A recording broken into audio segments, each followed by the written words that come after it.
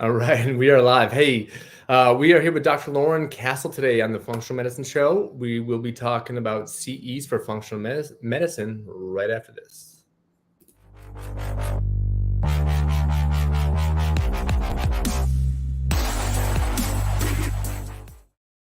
All right, hello, Dr. Lauren Castle. Hello, Dr. Sham Bjorndal. I know it's one of those things where when people like we need to start using the doctors in front of our names more so it's like, hey, Dr. Castle, that's what I should say. I just totally made it awkward, so apologies for that. But I love this topic today because I noticed I have a license due at the end of May, and I went on my CP monitor this weekend and I noticed I only had 22 CEs because my last day of being of actual practicing pharmacy was on 9/1. So it's been 7 or 8 months. So I kind of let that slip, and all of a sudden I'm scrambling, and here I am 15 years out of pharmacy school. I should have my ducks in a row, and then I'm scrambling what free CEs can I get? Because I didn't feel like spending money, but now all of a sudden I was like, okay, maybe I need to just spend money. Anyway, so let's talk about what CEs in functional medicine. I think this would be a great topic because now functional medicine is becoming kind of a way that pharmacists are seeing their path forward. So Absolutely. What was yours? I'm sorry. I feel like CE always sneaks up on everybody, right? And every state has different requirements. I was just at the Ohio Pharmacist Conference this past weekend.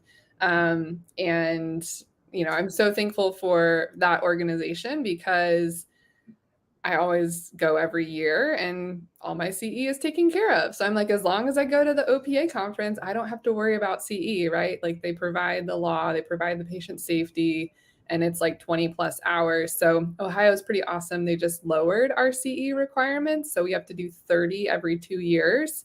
Before it was 40. So kind of just interesting, trends within the profession. I guess the logic behind it is that they were concerned that pharmacists wouldn't want to get licensed here because our CE requirements were too heavy. So they lowered it. Interesting. Yeah. But, go ahead. No, I love that you went to the Iowa or Ohio because that's such a strong state for advocacy in pharmacy. It's you see so many great things coming out of Ohio, Yeah. And I started noticing that when I started when I got close with Eric Geyer and got to know that crew, and it's wow, these guys, that organization's doing a lot of great things. So sorry. Yeah. All right, back to CEs. No, it's actually perfect too. I was so sad. I only went Saturday and Sunday this year, and so I missed the award ceremony. And Eric, of course, won one of the awards for the state. So well deserved, and big kudos to him. And at some point we'll meet in person. We also were winners last year, the year before, with the Single Care Pharmacy Awards. So we've been connected in the online space for a little bit and are in the same state, but hadn't had a chance to meet yet. So anyways, as far as the CE goes, when I got started in functional medicine 8 years ago almost, there was definitely no CE for pharmacists in this topic. And even within the functional medicine space, you go to the conferences and they didn't offer pharmacist CE. They had CME, but not CE. And so that was part of the reason that I even got started with FMPHA. And this whole idea was to start educating pharmacists and connecting. And so one of my very first things I ever did, and what ended up starting the Facebook group, was I presented a CE at the Ohio Pharmacists Association on functional medicine. And that was in 2017. That was the start of it all, right? And since then, they've brought me back to present pretty much every year in some capacity. And it's a perfect segue and transition into what I specifically wanted to share about on today's call. And that was for my colleague, Melody Hartzler, which some of you may have seen. She actually was the first person I connected with in this functional medicine space. She and I both live in the same town in Dayton, Ohio. And back in 2017, she saw that I was presenting on functional medicine and reached out and was like, oh my gosh, this is so awesome that you're doing this. I'm also in this space now. And so that's how we got connected, was over our love for functional medicine and our passion for trying to provide CE in this space. And so that's what led her to start her company, which she runs Farm to Table, which is a virtual practice for pharmacists, which again, another need that was void from the market, but also in accrediting CE programs for pharmacists on these functional medicine topics. And so her and I have co-presented at OPA, and then this past weekend, she actually did the presentation since I didn't think I was going to be able to make it, and then ended up not having to go to a wedding this weekend. And so I was just there in the audience, right? Getting to watch other people present on this topic. And it was such a relief, right? Like, wow, we're really out here doing this. And it wasn't the only topic on like this functional medicine. Amy Sapola, who's another pharmacist in this space, she also did a presentation on food as medicine, talked about functional medicine approach, and had her own session, right? So it's really cool to actually start seeing regular pharmacy organizations offering CE on this topic. So granted, it's only like 2 or 3 hours out of the 20 of the whole pharmacy conference. And so if this is something that you're really passionate about and you're like Sean and you need a lot of hours, you might want to consider a specific program on functionalmedicinece.com. And there's actually one coming up in May. It's May 13th. It's going to be virtual. And I know last week on our show, we talked about a bunch of in-person events that are coming up. So I really wanted to take some time on this show to talk about some virtual training options, specifically ones that offer CE. And so the first is our functionalmedicinece.com symposium. And this is going to be on one of my personal favorite topics in the functional medicine space, and that is practical approaches to detoxification and biotransformation through a functional medicine lens. And if you're listening to that and you're like, what are you talking about?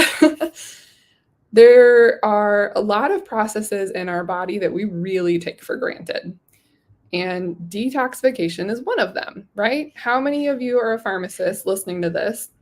You've had a patient come up to your counter who says, I'm looking for a cleanse or a detox or a liver cleanse, right? And you're like, you don't need to cleanse your kidney and your liver. They take care of that for you. You don't need a product to do that, right?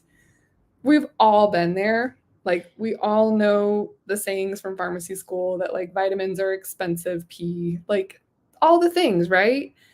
But yet there are absolutely ways that we can support our biochemistry to optimally function, right? No one's going to tell you like, oh yeah, you can go out and smoke a pack of cigarette, your lungs will filter it, right? It's the same thing with our liver.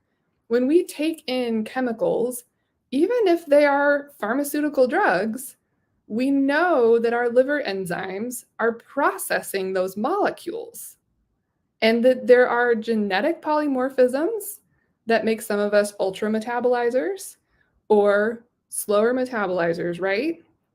So in a very similar way, the enzymes responsible for biotransformation, right? Phase 1 and phase 2, those can be up and down regulated based on epigenetic inputs, meaning things like our food.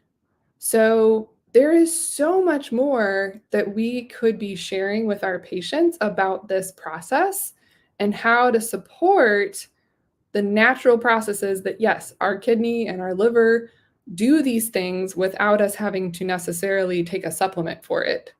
But certainly there's things we can do to optimize that process. So that is what this particular CE symposium is all about.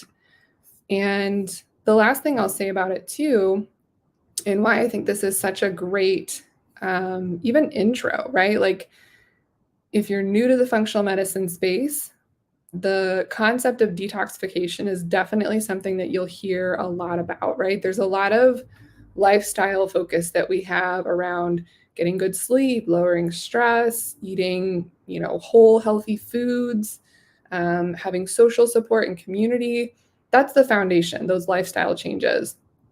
But for a lot of patients who are on this functional medicine journey, the reason they end up in this path and seeking more answers is because they're doing all the things that they think they should be doing, and they still don't feel good. That's when we know that there's something else going on that's deeper. And a lot of times it has to do with their detoxification capabilities of their own body. Specifically, my favorite example is for people who are struggling to lose weight. So I know that is definitely a hot topic, right? Like who from our patient base isn't trying to lose weight and struggling, right? So many people. A lot of times our body will actually make it harder to lose weight when our detoxification pathways are inhibited or blocked, because it's a way for our body to sequester fat soluble toxins to actually keep that extra weight. So, for a lot of patients, we really have to work on these detoxification pathways to clear those in order for the weight to start coming off. And there's a bigger picture there too, right? Sometimes hormone metabolism can all be involved in it as well. But so often I find that that is the case for patients. And so this CE symposium is going to cover all the different things. They'll also approach some of how stress affects detoxification. We'll look at some different clinical pearls and like what types of toxins are we talking about, right? Whether it's heavy metals or chemicals or even things like mold sometimes is like getting in the news recently. I just saw something about like a new strain of like candida that was causing all kinds of problems for people.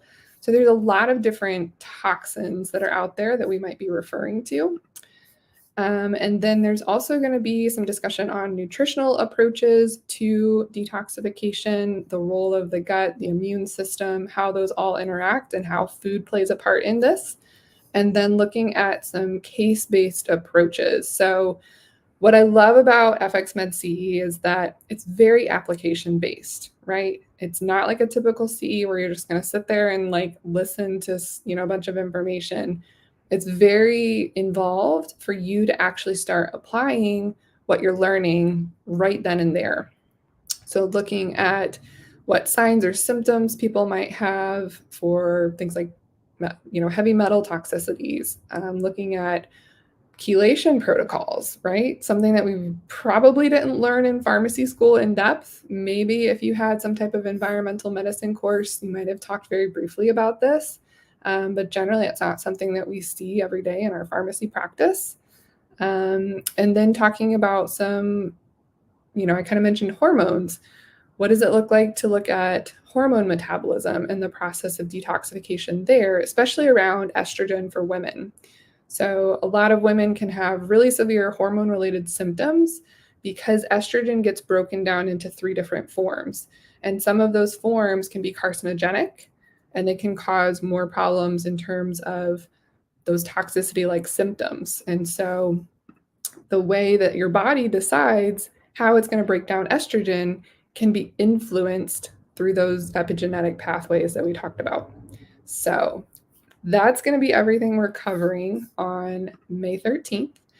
And if you are a Functional Medicine Pharmacist Alliance member, you can get 20% off of that. And you can actually sign up for FMPHA membership through our PH Ally and kind of get that additional bonus support from being within our PH Ally community.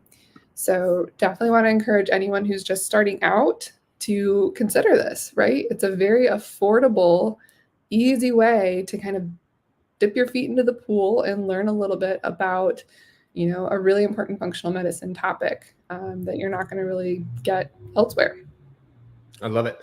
I love it because our patients are getting smarter, right? Mm-hmm. They're getting, it's so easy, especially now with JATP stuff. If anyone's trying to, so someone coming into the pharmacy, they're getting tired of the pill for an ill scenario. I loved your acting on the patient asking about detoxification. That was beautiful. But it's like, even if, as a pharmacist, you need to, arm yourself with this knowledge, at least as base knowledge, so you can help them, steer them in the right direction, right? So how many CEs is this worth on May 13th? Because it sounds like it's going to be pretty jam-packed.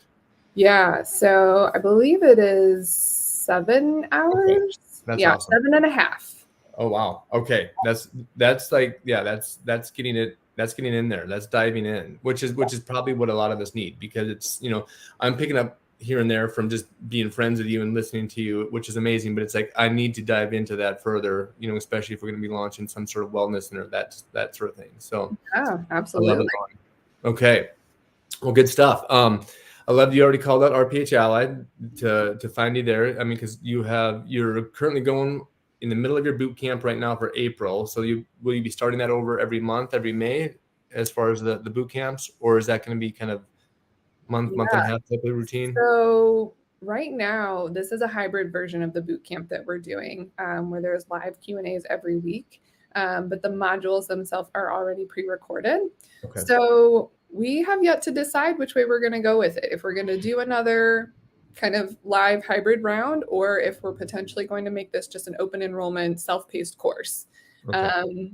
We're going to get some more feedback from our hybrid group to see their thoughts on it. And if there is definitely a big, need, or people really love the live support, then we'll probably continue to offer that in some way, shape, or form.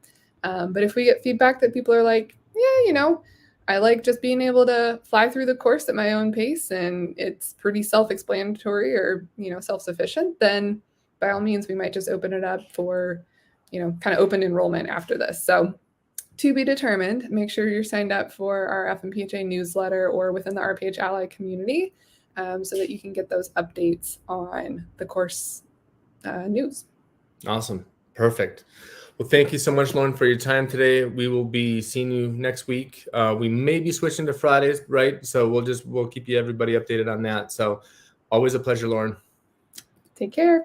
Thank you. Bye-bye.